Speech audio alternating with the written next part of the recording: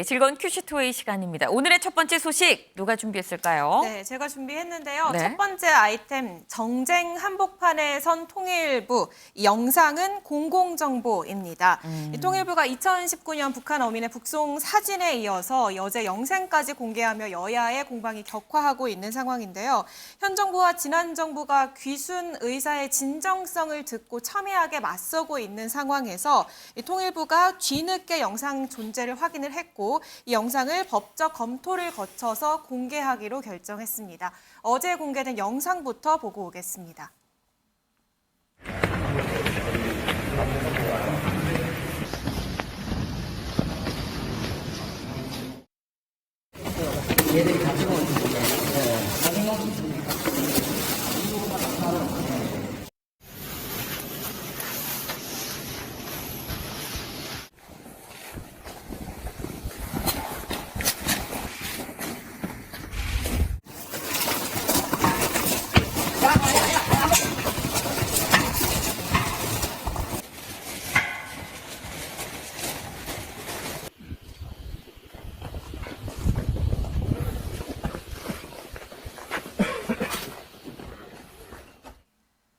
네, 한 명은 군사분계선 앞에서 주저앉거나 엉덩이를 뒤로 빼면서 버티는 모습을 보셨고요. 다른 한 명은 건물에서 나오는 장면에서 영상이 끝납니다. 네. 이렇게 총 분량은 4분가량의 영상이었는데요.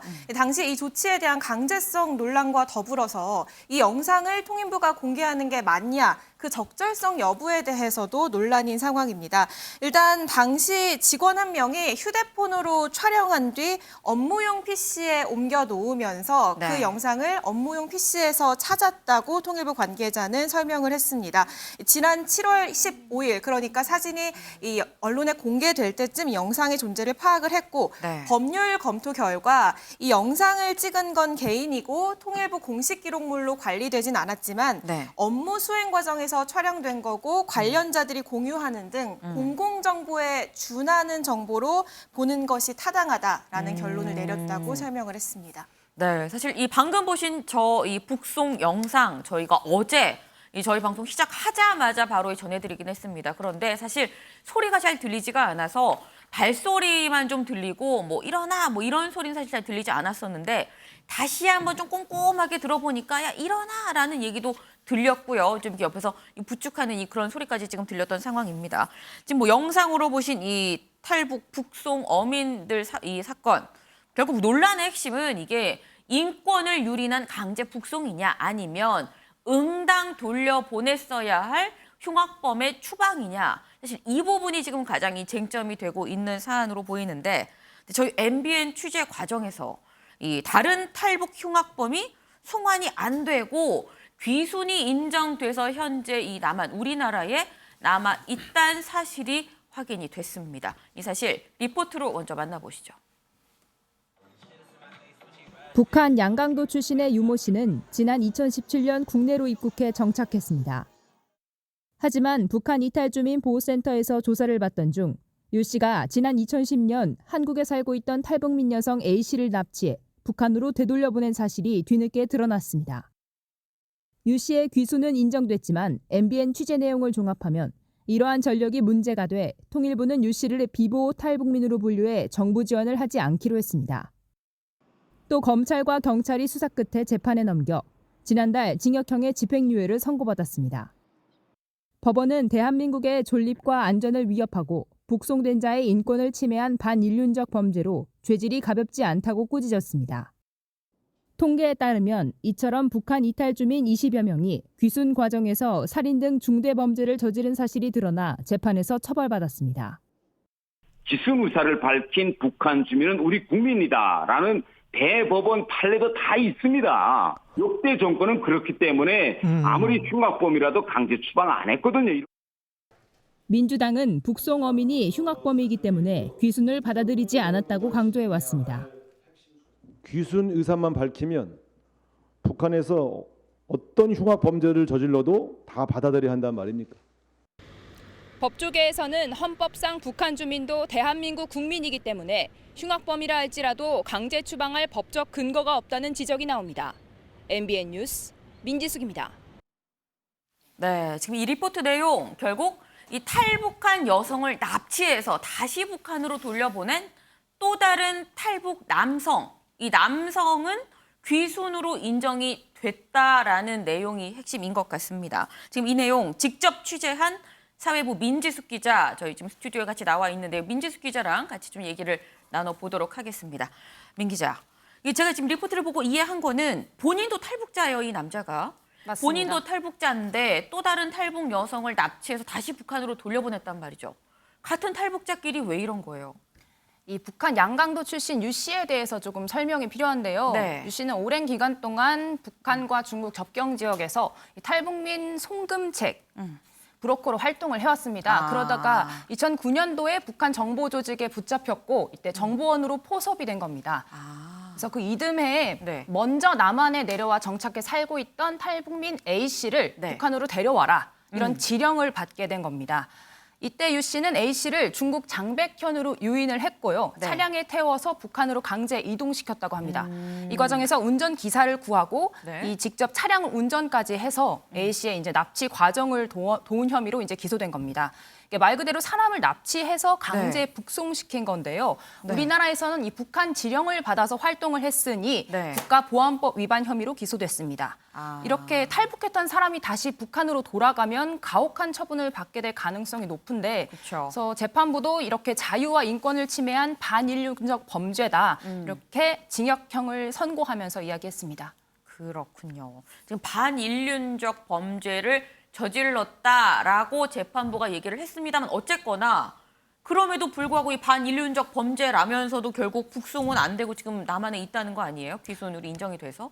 그렇습니다. 저희가 이 사례에 주목했던 이유인데요. 네. 유 씨는 2017년도에 남한으로 넘어온 직후에 이 북한 이탈 주민 보호센터 조사를 받는 과정에서 네. 자신의 범행을 자백했습니다. 그러니까 이 귀순 과정에서 범죄 혐의가 드러난 건데요. 네. 하지만 유 씨는 이 탈북 어민들과 달리 강제 북송되지 않았습니다. 또 저희가 추가 취재한 결과 유 씨는 이 비보호 탈북자, 탈북민이란 신분으로 분류돼 남한 정착 허가를 받았고 지금까지 우리나라 국민으로 살아왔습니다. 그렇기 때문에 정식 재판 절차를 거쳐서 바로 네. 지난달에 우리 법원에서 이런 죗값을 치르게 된 것이죠. 이 찾아보니 유 씨뿐 아니라 2014년도에도 네. 이 또 다른 탈북민을 북한에 넘기려 한 혐의로 기소된 탈북민이 있었습니다. 네. 이 사람 역시 우리나라 법원에서 징역형을 선고받았고 이 대법원에서 확정 판결까지 받았습니다. 이 통일부도 이렇게 범죄를 저지른 뒤 우리나라에 네. 정착해 살고 있는 비보호 탈북민이 23명에 달한다. 이렇게 발표하기도 했는데요. 알려진 범죄 혐의도 다양합니다. 네. 이 살인 등 일반적인 범죄부터 항공기 납치, 마약 거래, 테러 등 이 중대한 범죄를 저지른 사람들이 네. 우리나라에서 실제 비보호 탈북민으로 살아가고 있습니다. 그렇군요. 아니 그런데 지금 이 탈북 어민들 이 강제 북송 사건, 이 사건의 북송의 근거로 지금 얘기가 되는 게 흉악범이기 때문에 사실 이 다시 송환할 수 있다라는 규정이 있다는 거 아니겠습니까? 근데 이 지금 탈북 어민들이 받는 혐의는 살인 혐의인 건데 지금 아까 나온 처음에 리포트에서 김민주 기자가 직접 기사로 쓴 그 리포트 거기에 나온 유 씨는 네. 국가보안법이잖아요. 맞습니다. 이게 법 적용이 살인은 중범죄로 그 규정에 속하는데 국보법은 여기에 속하지 않아서 어떤 사각지대가 있어서 그런 건 아닐까요? 이 사실 국가안보 등의 중대한 위해가 발생할 우려가 있는 탈북민 21명도 네. 국내에 정착해 있다고 합니다. 사실 이 케이스를 이제 혐의에 따라서 뭔가 네. 달리 적용했다고 보기는 좀 어려운데요. 또한 그 근거 조항으로 들었던 뭐 흉악범이기 때문에 네. 보호 대상으로 제외, 예외로 할 수 있다. 네네. 이런 조항이 사실상 이 강제 북송을 할 수 있는 법적 근거로 사용될 수 없는 조항입니다. 아, 강제 북송할 수 있는 근거는 아닌 거예요? 네, 법조계에선 그런 해석들이 나오는데요. 네. 왜냐하면 그 법 조항 자체가 우리나라로 귀순 의사를 밝힌 사람들을 네.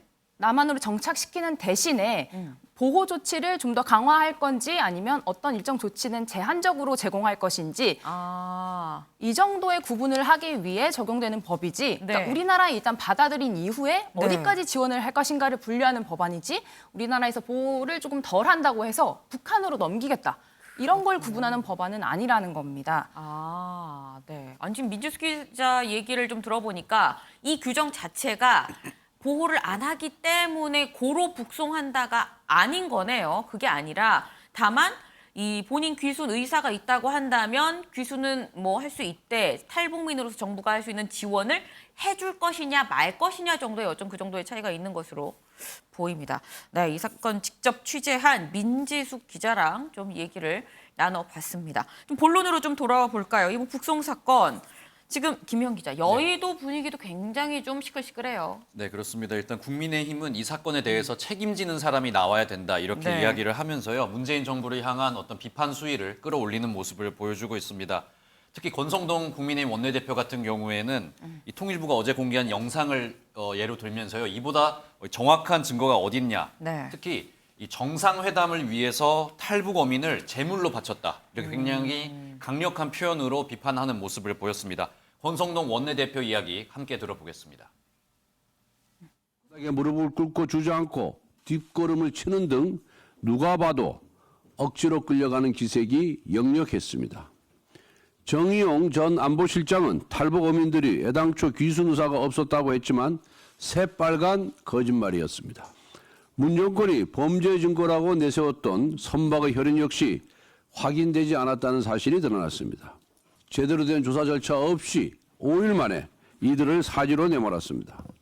김정은과의 정상회담 쇼를 위해서 탈북 어민을 제물로 바쳤다는 비난을 받아도 할 말이 없습니다.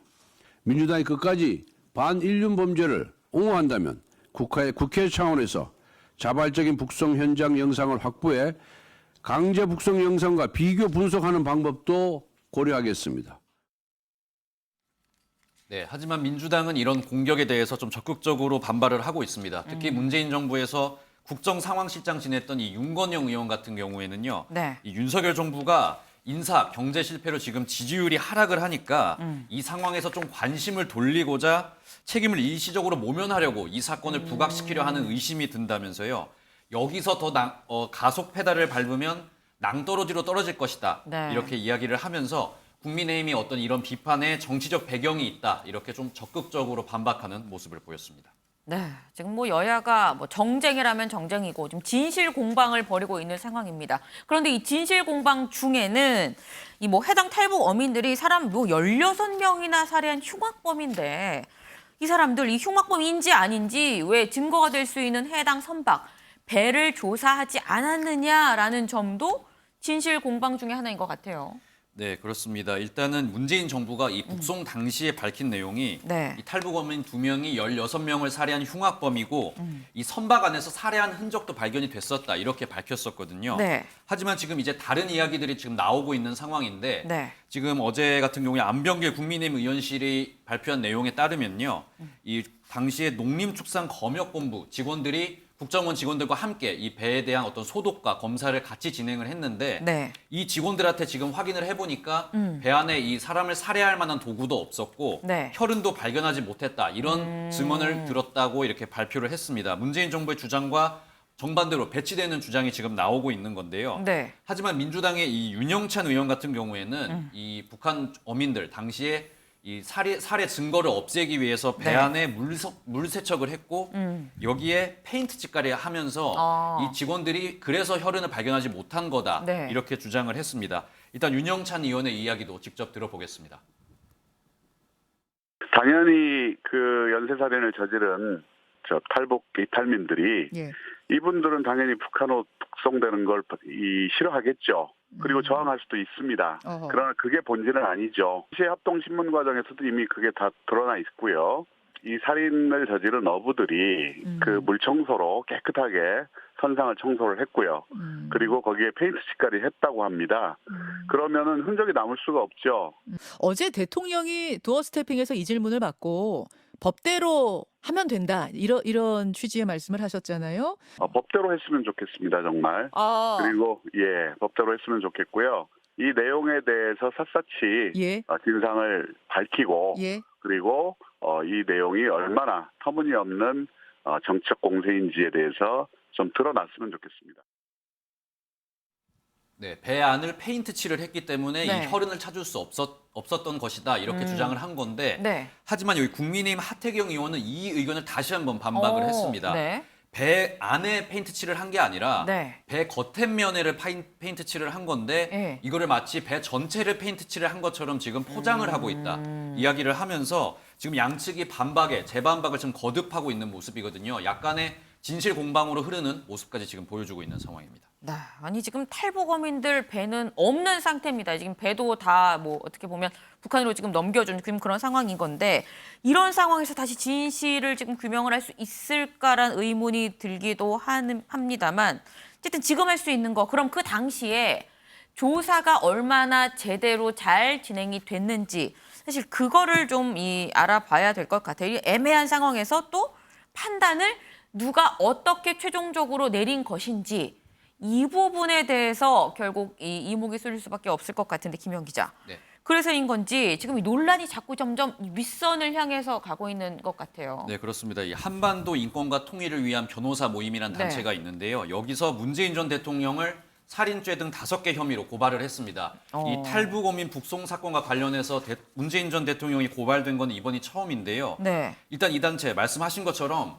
이 당시에 정의용 안보실장이 문재인 대통령의 지위나 허락 없이 이렇게 독단적으로 중대한 행위를 혼자 했을 수는 없다. 이렇게 네. 납득이 되지 않는다면서 문재인 대통령이 아마 이 북송 과정에 최종적인 지시를 내렸다고 보고 이 고발을 한 것으로 지금 전해지고 있습니다. 일단 검찰은 이 고발 관련해서 일단 검토를 할 것인지 착수를 한 것으로 알려져 있고요. 이번 네. 주 중에 일단 고발인부터 조사를 하면서 이 사건을 좀 맡을 것으로 예상이 되고 있습니다. 네. 불과 뭐 한 24시간 하루 동안에 통일부에서는 북송 영상을 공개를 했고요. 지금 문재인 전 대통령이 지금 고발을 당하는 지금 그런 상황입니다. 굉장히 좀 급물살을 탔다라고 볼 수 있는데 윤경호 의원님 우려가 되는 부분은 이게 뭐 진실 규명이 되면은 뭐 정말 베스트긴 합니다만 규명이 안 되고 정쟁만 남는 거 아니냐라는 부분입니다. 이미 지금 그런 모양이죠. 최근에 국정조사 해야 되느냐 말아야 되느냐 여론조사 했더니 네. 부정적인 의견이 조금 더 많았죠. 50% 넘었잖아요. 네. 그러니까 지금 이 상황에서 이게 뭐가 남는 거냐, 무엇을 위해서 이렇게 여기에 매달려야 되느냐 이런 류의 의견들이 더 많은 거 보면 이미 정쟁만 진행되고 있어요. 근데 저는 벌써 지금 한 달여 가까이 되죠. 해양수산부 소속 공무원 월북 네. 시비 그리고 이 북한 주민 2사람에 대한 북송 이걸 포함하면 네.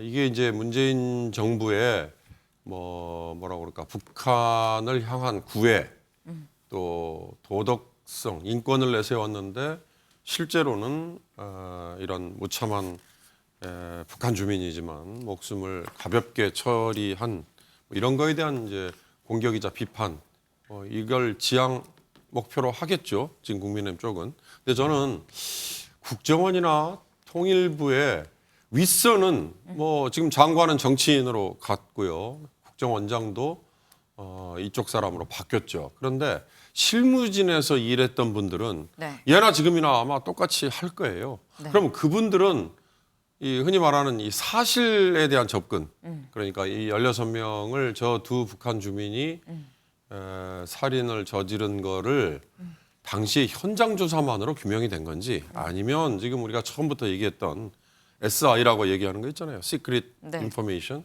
북한 쪽에서 주고받았던 얘기에 대한 감청이나 이런 것들이 가미 돼서 내려진 판단인지 이런 게 같이 다뤄져야 되는데 그런 건 쏙 빠져버리고 페인트 칠을 했니 아니면 혈흔이 있었니 없었니 이런 얘기가 당시에 실무진으로 참여했던 그러면 사람이 바뀌었는지 아니면 그대로 똑같은 사람이 그걸 하고 있는지 아마 이런 것도 굉장히 곤혹스러울 거예요. 그러니까 저는 모르겠습니다. 이런 식의 사실 공방까지 해야 된다면 차라리 국정조사를 하는 게 맞을 것 같고요.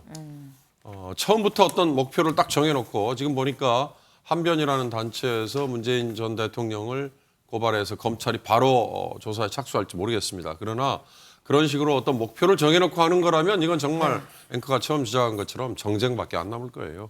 그런데 그게 아니고 사실 규명을 하는 거라면 차라리 국정조사를 하는 게 국민에게 궁금증을 조금 더 풀어주는 방법이 아닐까 이런 생각이 듭니다. 네, 지금 정쟁이 아니라 실체적 진실을 찾는데 좀 더 신경을 써야 되는 거 아니냐라는 말씀을 주셨습니다.